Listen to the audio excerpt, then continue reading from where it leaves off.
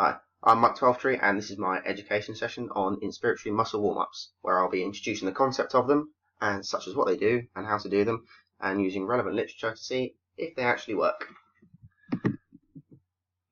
So, what is a warm-up and why do we do one? The main purpose of warm-ups is to mentally and physically prepare yourself for physical activity, as the muscles need to be ready for whatever situation they may come across. An obvious example is footballers doing lots of leg stretches prior to matches, as they are constantly moving and or running for the duration of the match, so it makes sense for them to be targeted during the warm-up. They are very important to successful performance for a number of reasons, one of the main ones being to try and lower the risk of injury, as muscles that haven't been warmed up properly are more likely to get damaged, which can lead to long-term issues. If a player or athlete has a minor issue already coming into a game, for example, it gives them a chance to target these areas to try and prevent further damage. Another reason why warm-ups are very useful in competitive sports, particularly in team sports, is that it allows the coach to run through any last-minute tactics or plays that they have been working on in training. In essence, warm-ups should be designed to mimic the demands of the task at hand. So, what is an inspiratory muscle warm-up? In the same way as footballers may target their legs during their warm-up, the question has been posed whether or not an inspiratory muscle warm-up would be beneficial in terms of preparing the respiratory system for exercise, particularly in cases which require a high level of cardiovascular endurance, such as prolonged bouts of cycling or running. Avoiding breathlessness will normally mean a better performance. It has been found that whole body warm-ups generally don't adequately prepare respiratory muscles for exercise, so sports scientists have looked into ways in which to target these areas specifically. Johnson et al. 1993 stated that significant diaphragmatic fatigue is caused by the ventilatory requirements imposed by heavy endurance exercise in healthy persons with a variety of fitness levels, which suggests it is an area of great importance that needs a lot more research into it. So, an inspiratory muscle warm-up is carried out with a power breathe, and is a way of warming them up, so to speak, by getting them to do work prior to exercise, similar to that which they may be doing shortly afterwards. So, an inspiratory muscle warm-up is designed to target the respiratory system to attempt to adequately prepare for this sort of exercise, which is stated by Romar and McConnell 2003. And this poses the question, is it actually beneficial? Is it best used alongside or instead of a whole body warm-up? And does it actually enhance respiratory muscle function?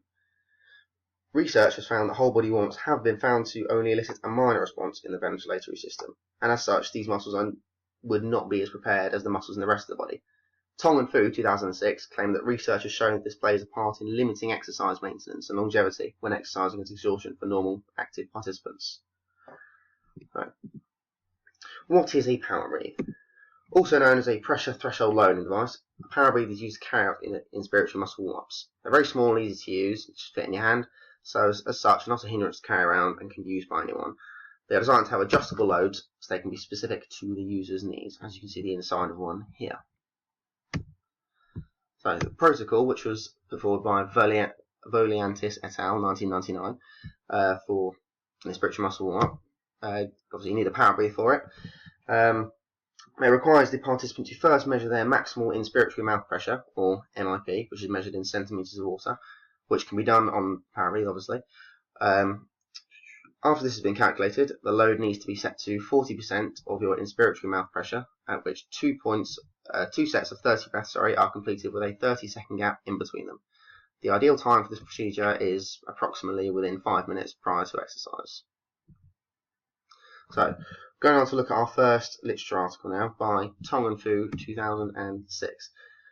So there's a lot of literature surrounding the effectiveness of the inspiratory muscle warm-up, and the first article here carried out a study looking into the effect of a specific inspiratory muscle warm-up on an intense intermittent run to exhaustion.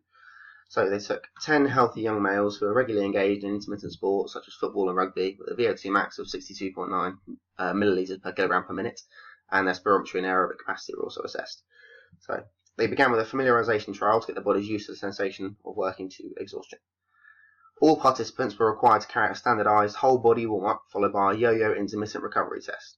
This is similar to the bleep test in that it requires shuttle runs. However, the yo-yo test requires the participants to run the first 20 metres and then rest for the final 5 before turning around and walk the 5 metres back to the 20 metre mark where they begin running again.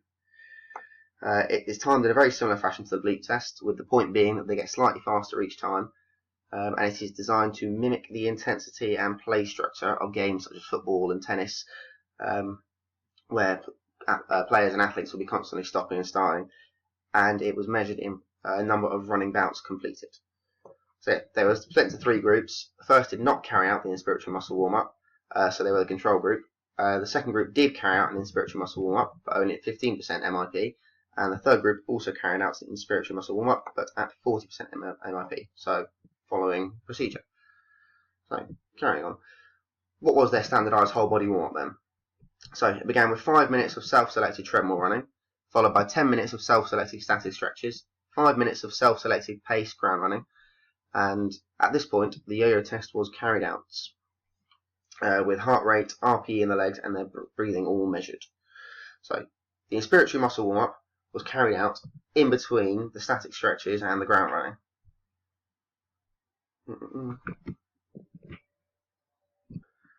It's key to note that an inspiratory muscle warm-up does also take about 8 to 10 minutes of time, so that would have added that amount of time to the whole warm-up. This study used a repeated measure design that evaluates ability to perform high-intensity intermittent exercise. Right, so the structure of the whole body warm-up applied in this study is something that is widely debated for a number of reasons. The main issue is that it is an inconsistent methodology, and they did not assess the validity of the warm-up. This is shown as it's all self-selected, so the participants could be doing anything, and maybe not warming up to the best of their ability, or, alternatively, going too hard in the warm-up and possibly hurting themselves. This is why it's a lot better to have a monitored, standardised, consistent warm-up across the subject groups. Another issue as well is that the static stretching may somewhat impair performance, as they are not best for sports such as cycling and running. Carrying on with Tom and Fu, what did they find? They found that the warm-up was effective in providing inspiratory muscle strength, and their muscles were able to generate force at a much faster rate during the task. Their yo-yo test performances were also enhanced when combining the inspiratory muscle warm-up with the whole body warm-up, and they found the heart rate and RPE were similar between the trials at exhaustion, and that there was a relationship between changes in breathlessness and performance. The magnitude of performance improvement for the full inspiratory muscle warm-up versus the control group was an increase of 19%, while it was 13% against the placebo group. And the magnitude of reduction in rate of perceived breathlessness at the 4th interval for the full inspiratory muscle warm-up versus the control group was a decrease of 22% and 17% for the placebo group. This graph also shows the level of perceived breathlessness, and it shows that it was less after an inspiratory muscle warm-up, which is shown here by the decrease in gradient of the yellow line. So, moving on to our next paper by Johnson, Gregson, Mills, Gonzalez, and Sharp, 2014. So, it's titled "Inspiratory Muscle Warm-Up Does Not Improve Cycling Time Trial Performance." So in their study, their participants were split into 3 subject groups who all carried out a 10-kilometre time trial and followed specific protocols over a 30-minute period. The first group had to carry out an MIP test before resting, then had to repeat this and begin the 10-kilometre trial. The second group had to do the same as the first, but then had to do a cycling warm-up and have another rest within the 30-minute period before starting the trial. The final group were the same as the previous group, with the only difference being that instead of their final rest, their first rest even, they carried out an inspiratory muscle warm-up instead. Carry on. So, times for the trials were as follows. 14.99 plus or minus 0.9 minutes for the control group, 14.75 plus or minus 0.79 minutes for the just cycling warm-up group, and 14.7 plus or minus 0.75 minutes for the inspiratory muscle warm-up group. The results showed that MIP increased greatly between the MIP tests when an inspiratory muscle warm-up was undertaken, while the control and cycling warm-up only trial showed minor decreases. And they also found that the VO2 levels in the participants was highest in the just cycling warm-up group and lowest in the control group, although these are still very close. The blood lactate results showed that blood lactate levels were lowest for the control group and very similar between the 2 other groups. So this mimicked the pattern of the results for the RPE in the legs. So, what did they find? Mainly, they found that cycling time trial performance was not improved as a result of carrying out an inspiratory muscle warm-up. One of their main findings was that previous inspiratory muscle warm-up studies were limited by weak experimental designs, as a consistent protocol is required across the subject groups for true validity. The results also showed that an appropriately designed whole-body warm-up does adequately prepare the inspiratory muscles for cycling time trials of approximately 15 minutes, which suggests that further research in different sports may be beneficial. They did conclude, however, that the effects of inspiratory muscle warm-ups may depend on the exercise modality. Some sports, such as rowing, which we mentioned earlier, require the same muscles as are necessary for the respiratory system to work, which could lead to compensation. It's clear that the whole body warm-up is structured far better than the one used by Tong and Fu, and as such the results are more reliable. So, looking at some further literature, Volionitis et al. 1999 looked into introducing inspiratory muscle warm-ups to rowers. However, there were a number of factors that could have affected the results. They found that an inspiratory muscle warm-up did improve the performance of rowers in a 6-minute all-out trial and a 5,000 metre time trial. However, it's been hypothesized that due to the need in rowing for the stability of the thorax for promotion of the stroke, it is currently unclear whether this improvement was just a result of compensation for the extra stress exerted on the inspiratory muscles, which is stated by Tong and Fu 2006. In comparison, the inspiratory muscles in running, for example, are solely used for meeting the ventilator requirements. So Lin et al. Carried out a study similar to that of Johnson et al. 2014, with the main difference being they used badminton-related exercises instead of a cycling walk. However, they had the same 3 groups with a control, placebo, who worked at 15% load, and the main group, who worked at 40%.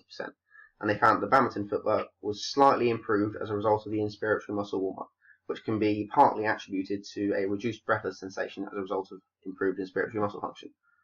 Finally, Lomax et al. 2010 conducted a study using 4 subject groups this time, but compared the effects of inspiratory muscle warm-ups versus inspiratory muscle training and what happened when they were put together. They found that both training and warm-ups had a positive effect, but the effect was most notable when the 2 were combined. Okay. A key thing to note is that inspiratory muscle warm-ups are not the same as inspiratory muscle training, and they exhibit slightly different effects. Training shows more long-term effects, while warm-ups are more short-term. And while warm-ups are carried out at 40% load, as we know, training is done at 50%. So, ignoring that. So are they useful? So what does the literature say? Are they actually useful? Well, there are a few certain issues that surround a lot of methodologies, from inconsistencies to radical differences. And so it has been difficult to ascertain what actually is the gold standard method of inspiratory muscle warm-ups. Studies like Johnson et al. 2014 found that it had little to no effect. So was it just that they were doing the wrong method for an inspiratory muscle warm-up? On the other hand, while Tong and Fu found positive results, their methodology had some clear holes in it that raise a lot of issues. And while an inspiratory muscle warm-up has been shown to not be so useful in certain situations, there are some sports where it has been shown to be beneficial, such as rowing or swimming. Finally, it is clear that further research is needed to ascertain the full extent of a proper inspiratory muscle warm-up on different sports. So, thank you for watching. I hope you enjoyed it and learned something.